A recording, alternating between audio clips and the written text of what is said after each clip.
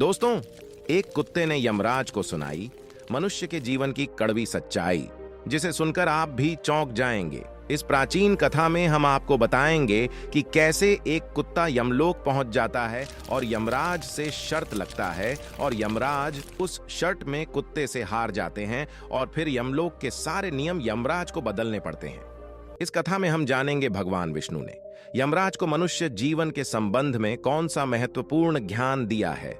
तो चलिए दोस्तों, आपका समय बर्बाद न करके कथा को शुरुआत करते हैं। दोस्तों, प्राचीन काल एक नगर में एक मशहूर राजा रहता था। उस राजा के पास एक कुत्ता रहता है। वह राजा बहुत लालची और कपटी स्वभाव का होता है, किंतु वह भगवान विष्णु का परम भक्त होता है। वह हमेशा अपने इष्ट देव भगवान विष्णु की पूजा आराधना करता रहता था। फिर एक दिन उस राजा की भक्ति से प्रसन्न होकर भगवान विष्णु उससे मिलने के लिए पधारते हैं और उसे दर्शन देते हैं और कहते हैं कि मैं तुम्हारी भक्ति से अत्यधिक प्रसन्न हूं। मांगो, तुम्हें जो भी वर चाहिए, तुम्हारी जो भी इच्छा और मनोकामना है, मैं अवश्य पूर्ण करूंगा। वह राजा भगवान विष्णु से कहता है, हे प्रभु, मैं आपके दर्शन करके धन्य हुआ। प्रभु, मुझे कुछ नहीं चाहिए, मेरे पास आपका दिया हुआ सब कुछ है। फिर वह राजा एक सादा कागज निकलता है और भगवान विष्णु से कहता है, हे प्रभु, आप इस कागज पर अपने दस्तक कर दीजिए ताकि मैं दुनिया के लोगों को भगवान के होने का सबूत दिखा सकूं। आजकल दुनिया में कोई यह मानना ही नहीं चाहता है कि भगवान है। फिर भगवान ने कहा, ठीक है, बस लाव में तुम्हारे कागज पर दस्तखत कर देता हूं। इतना कहकर भगवान विष्णु उस राजा के कागज पर दस्तखत कर देते हैं और फिर अंतर्ध्यान हो जाते हैं। फिर वह सेठ उस कागज को हमेशा अपनी जेब में ही डालकर रखता था ताकि वह दूसरों को भगवान के होने का सबूत दिखा सके। फिर कुछ दिनों के बाद उस राजा का वह कुत्ता मर जाता है, जिससे वो राजा बहुत ही दुखी हो जाता है। राजा का कुत्ता मृत्यु के बाद यमलोक में जाने लगता है। फिर यमलोक पहुंचने के बाद वह कुत्ता यमराज के सामने आकर खड़ा हो जाता है। यमराज उस कुत्ते का लेखा जोखा निकलते हैं और कहते हैं, हे स्वान, तुमने तो पशु का जन्म पाकर भी कोई पाप नहीं किया है। तुमने हमेशा अपने मालिक के साथ वफादारी की है, कभी किसी पशु पक्षी आदि प्राणियों को कष्ट नहीं दिया है। तुमने अपने सभी काम बड़े ईमानदारी के साथ किए हैं। एक कुत्ते का जन्म पाकर भी तुमने कोई भी गलत कार्य नहीं किए हैं। यहाँ तुम्हारे सभी जन्मों के पाप अब नष्ट हो चुके हैं। अब तुम बताओ, तुम किस लोक में जाना चाहते हो? तुम जहाँ चाहोगे वहां तुम्हें भेजा जाएगा। तुम जिस प्राणी का जन्म चाहते हो वह जन्म भी तुम्हें दिया जाएगा। हम तुम पर बड़े ही प्रसन्न हैं। शीघ्र बताओ, तुम्हारी क्या मनोकामना है? फिर वह कुत्ता बोलने लगता है, हे धर्मराज, आप चाहे मुझे नरक में भेजो या स्वर्ग में, मैं कहीं पर भी जाने के लिए तैयार हूं। लेकिन मेरी आपसे विनती है कि मैं जिस भी स्थान पर रहूं, लेकिन मैं किसी मनुष्य के बंधन में ना रहूं। मुझे किसी मनुष्य की गुलामी ना करनी पड़े और ना ही मुझे मनुष्य का जीवन चाहिए। आप कृपा करके मुझे कोई उचित स्थान प्रदान करें। कुत्ते की बात सुनकर यमराज आश्चर्यचकित होते हैं और सोचने लगते हैं कि मनुष्य का जीवन पाने के लिए तो देवता भी तरसते हैं। फिर यह कुत्ता मनुष्य का जीवन न देने की कामना क्यों कर रहा है? फिर यमराज उस कुत्ते से कहते हैं, तुम मनुष्यों से इतना द्वेष क्यों करते हो? मनुष्य का जन्म पाने के लिए तो बड़े बड़े देवता भी तरसते हैं। पृथ्वी पर तो मनुष्य का जीवन ही सर्वश्रेष्ठ है। फिर क्यों तुम मनुष्य का जन्म नहीं पाना चाहते हो? इससे पहले तुम्हें कभी मनुष्य का जीवन नहीं मिला है। शायद इसीलिए तुम मनुष्य जीवन के फायदे नहीं जानते हो। तुम्हें एक बार मनुष्य का जीवन प्राप्त करके देखो, तुम्हें पता चलेगा कि उसके कितने फायदे हैं। यमराज की बात सुनकर वह कुत्ता कहता है, हे यमराज, मैं जानता हूं कि मनुष्य का जन्म कितना अनमोल है, लेकिन मनुष्य बड़ा ही स्वार्थी और चालाक होता है। जब वह अपना मतलब देखने लगता है तो सही गलत सब कुछ भूल जाता है। उसकी तृप्ति किसी चीज से नहीं होती। सारे संसार का धन भी उसे मिल जाए तो भी वह संतुष्ट नहीं रहता है। उसकी भूख कभी नहीं मिटती है। मनुष्य बड़ा ही संतोषी होता है। वो यही कारण ही दुखी रहने लगता है और दूसरों को भी दुख देने लगता है। मनुष्य मुझे जैसे बेजुबान जानवरों को अपना गुलाम बनाकर रखता है और अपना काम निकलवाता रहता है। इतना ही नहीं, मनुष्य तो भगवान को भी धोखा देता रहता है। इसीलिए मुझे मनुष्य जन्म नहीं चाहिए। फिर यमराज कहते हैं, यह तुम क्या कह रहे हो? मनुष्य भगवान को धोखा भला कैसे दे सकता है? तुम जरा बताओ, मैं भी तो जानूं। फिर कुत्ता कहने लगता है, हे यमराज, मनुष्य जब मंदिर में जाता है तो स्वार्थी मन से भगवान की पूजा करता है। भगवान से वह कहता है, हे भगवान, मेरा यह काम बना दो, मैं इतने पैसे चढ़ाऊंगा, दान धर्म करूंगा, भंडारा करूंगा, गरीबों को कपड़े दान करूंगा। लेकिन जब उसका काम पूरा हो जाता है तो वह सब कुछ भूल जाता है और अपना काम बनाने के लिए दूसरों को धोखा देता है। और उसकी ढूंढता तो देखी, वह भगवान को भी लालच दिखाकर अपना काम बना लेता है। जब काम पूरा होता है तो कहता है, भगवान के पास तो सब कुछ है, मैं उन्हें क्या दे सकता हूं। इस प्रकार से कहकर वह अपनी बात से मुकर जाता है। यमराज, इंसानों के बुरे कर्मों को गिनाते गिनाते मैं थक जाऊंगा, किंतु उसके बुरे कर्म समाप्त नहीं होंगे। उसकी चालाकी के आगे तो देवता भी कुछ नहीं है। कुत्ते की बात सुनकर यमराज कहते हैं, लेकिन वह हम देवताओं को मूर्ख नहीं बन सकता, क्योंकि हमारे यहाँ जितने भी जीव आते हैं उन्हें हम ही दंड देते हैं। उसने पृथ्वी लोक पर कितनी चालाकी क्यों न की हुई हो, उसे मृत्यु के बाद यही आना पड़ता है। यहाँ पर आकर हमारे सामने रोते हैं, माफी मांगने लगते हैं नरक जाने के भय से, और मेरे भयंकर रूप को देखकर तर-तर कांपते हैं। सभी मनुष्य हमारे अधीन रहकर ही काम करते हैं। फिर वह कुत्ता बोलता है, हे यमराज, आपके पास जितने भी मनुष्य आते हैं वह सब मरे हुए होते हैं। आपका पाला किसी जीवित इंसान से नहीं पड़ा है। यदि आप किसी जीवित मनुष्य को यमलोक लेकर आओगे तब आपको पता चल जाएगा कि जीवित इंसान कितना खतरनाक होता है। फिर उस कुत्ते की बात सुनकर यमराज को आश्चर्य हुआ और गुस्सा भी आ गया। वे सोचने लगे, यह तो हमारे यहाँ पर आकर हमारा ही अपमान कर रहा है। इस तुच्छ कुत्ते को दिखाना होगा हमारे सामने कोई इंसान कुछ भी नहीं है। इंसानों की चालाकी हमारे सामने नहीं चल सकती।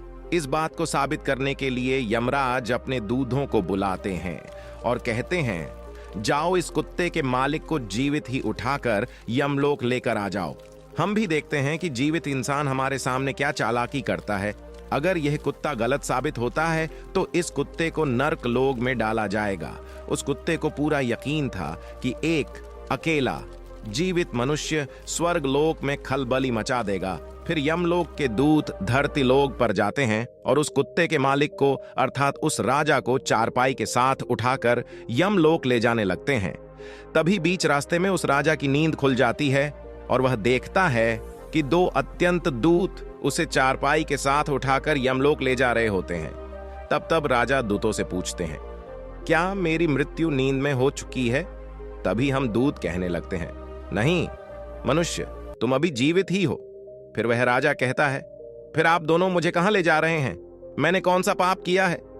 फिर वह दूत राजा को सारी कहानी बता देते हैं और कहते हैं, तुम्हारे कुत्ते ने यमराज से कहा है कि जीवित मनुष्य बहुत चालाक होता है, इसीलिए इस बात का परीक्षण करने के लिए यमराज ने आपको जीवित ही यमलोक लाने के लिए कहा है।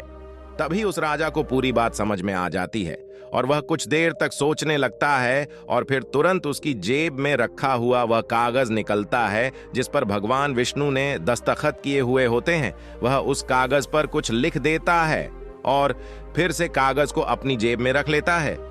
यमदूत उस राजा को लेकर यमराज के दरबार में उपस्थित हो जाते हैं तो उस राजा को देखते ही यमराज जोर जोर से हंसने लगते हैं और मनुष्य भला मेरा क्या बिगाड़ पाएगा। फिर वह राजा जाकर यमराज के सामने खड़ा हो जाता है और अपनी जेब से वह कागज निकालकर यमराज को देता है। जब यमराज उस कागज को खोलकर पढ़ने लगते हैं तो वह तुरंत ही सिंहासन से उठकर खड़े हो जाते हैं और उस राजा को सिंहासन पर बिठाकर खुद उसके स्थान पर खड़े हो जाते हैं, जिसे देखकर यमराज के सभी दूत चौंक जाते हैं। सोचने लगते हैं, यमराज ये क्या कर रहे हैं? एक मानव को अपने सिंहासन पर बिठा रहे हैं। ये जरूर कोई पहुंचा हुआ इंसान लगता है। वह राजा अभियानपुरी का राजा बन जाता है। यमराज भी अभी उसका आदेश मानने के लिए विवश हो जाते हैं। फिर वह राजा सिंहासन पर बैठते ही यमलोक के सभी कानून बदल देता है और यमराज से ही यमलोक का दरवाजा बंद कर देता है। फिर वह राजा सोचने लगता है, जब मैं मर जाऊंगा तो मुझे भी यहां पर आना पड़ेगा और मेरे पाप कर्मों के कारण मुझे भी नरक में डाला जाएगा। इसीलिए उस राजा ने नरक में पड़े सभी प्राणियों को स्वर्ग में डालने का आदेश दे देते हैं और नरक का द्वार हमेशा के लिए बंद बंद करवा देते हैं। और फिर सभी यमदूतों को आदेश देते हैं कि आज के बाद किसी भी प्राणी को नरक में नहीं डाला जाएगा, सभी प्राणियों को स्वर्ग में ही भेजा जाए। राजा के इस आदेश को सुनकर स्वर्ग लोक में खलबली मच गई। सभी देवता हैरान हो गए, लेकिन वह कर भी क्या सकते थे? आदेश यमलोक के राजा ने दिया था, इसीलिए चुपचाप सभी उसका पालन करने लगे। स्वर्गलोक का संतुलन पूरी तरह से बिगड़ गया। धीरे धीरे स्वर्गलोक में जीवों की भीड़ बढ़ने लगी, जिनकी सेवा करके स्वर्गलोक के कर्मचारी और अप्सराएं परेशान होने लगे और सोचने लगे इतने सारे जीवन की सेवा कैसे कर पाएंगे। उधर वह कुत्ता सोचने लगा, यमराज को जीवित मनुष्य को यमलोक में लाना कितना महंगा पड़ गया। राजा ने सब कुछ बदल दिया है, आखिर ऐसा कैसे हुआ? फिर वह कुत्ता अपने राजा के पास गया और पूछने लगा, राजा जी, आपने यह सब कैसे किया? अब तो आप यमलोक के राजा बन गए हैं, अब मैं सारे जीवन आपका दास बनकर रहूंगा। कृपया आप मुझे बताइए कि आपने यह सब कैसे किया। तब उस राजा ने धीरे से उस कुत्ते के कान में कहा, जब मुझे पता चला कि मुझे जीवित ही यमलोक ले जाया जा रहा है, तो मैं भगवान विष्णु के दस्तक किए हुए कागज पर यह लिख दिया कि जिस जीवित मनुष्य को यमराज यमलोक बुला रहे हैं, उसे यमलोक का राजा बना दिया जाए। यही मेरा आदेश है। उस कागज पर भगवान विष्णु के दस्तखत देखकर यमराज को लगा कि यह भगवान विष्णु का ही आदेश है, तो उन्होंने बिना विचार किए ही मुझे यमलोक का राजा बना दिया। राजा की बात सुनकर वह कुत्ता बहुत खुश हुआ और सोचने लगा, इंसानी दिमाग चाहे जहां भी रहे, खुरापात इधर उधर तो करते रहते हैं। फिर ऐसा हाल देखकर सभी देवता भगवान विष्णु से मिलने के लिए बैकुंठ चले गए और उन्हें सारी बात बता दी। देवताओं की सहायता करने के लिए भगवान विष्णु तुरंत ही यमपुरी में आ गए, तो उन्होंने देखा कि यमराज यमलोक के द्वार पर पहरा दे रहे हैं। फिर यमराज के सिंहासन पर कौन बैठा है?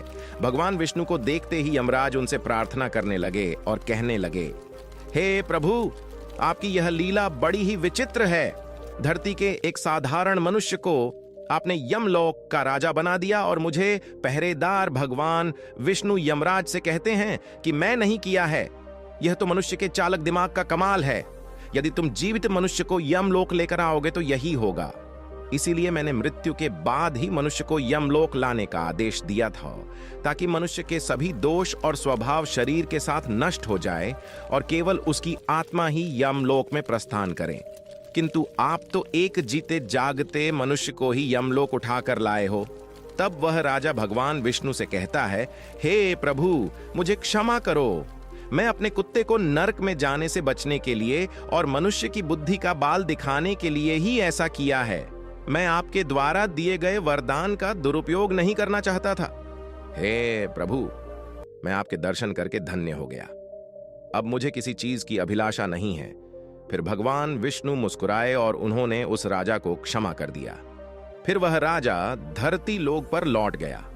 भगवान विष्णु ने भी यमराज को फिर से यमलोक की गद्दी पर बिठा दिया और भगवान विष्णु भी वैकुंठ धाम लौट गए। यमराज फिर से अपने सिंहासन पर बैठ गए। तब वह कुत्ता यमराज से कहने लगा, है यमराज, देखिए, अपने जीवित मनुष्य की चालाकी एक जीवित मनुष्य क्या क्या कर सकता है। इसीलिए मैं मनुष्य नहीं बनना चाहता।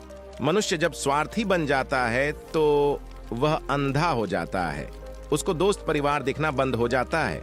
लालच में वह धर्म को भी भुला देता है और अनिष्ट कार्य करने लगता है। जब तक वह शास्त्र के अनुसार कर्म करता है तभी तक सुखी रहता है, और जब धर्म से विमुख हो जाता है तो क्लेश और बीमारियां उसे घेर लेती है और उसका पतन हो जाता है। फिर यमराज उस कुत्ते को क्षमा कर देते हैं, उसे स्वर्ग में भेज देते हैं और यमलोक के बदले हुए कानून को फिर से सही कर देते हैं। तो दोस्तों, अब आप लोग को समझ में आ गया ना, एक कुत्ते ने यमराज को कैसे मनुष्य की सच्चाई बताई। दोस्तों, अगर ये कहानी आप लोग को अच्छी लगी हो तो वीडियो को मेरे लाइक करके, चैनल को सब्सक्राइब करके बेल आइकन ऑल पर प्रेस कर लीजिए, जिससे हमारा वीडियो आप लोग को सबसे पहले मिले। और दोस्तों, हाँ, वीडियो के कमेंट बॉक्स में जय श्री कृष्ण अवश्य लिखिए। दोस्तों, आज के लिए इतना ही। फिर मिलेंगे किसी न्यू वीडियो में नई जानकारी के साथ। हमारा वीडियो देखने के लिए दोस्तों आप लोग का धन्यवाद।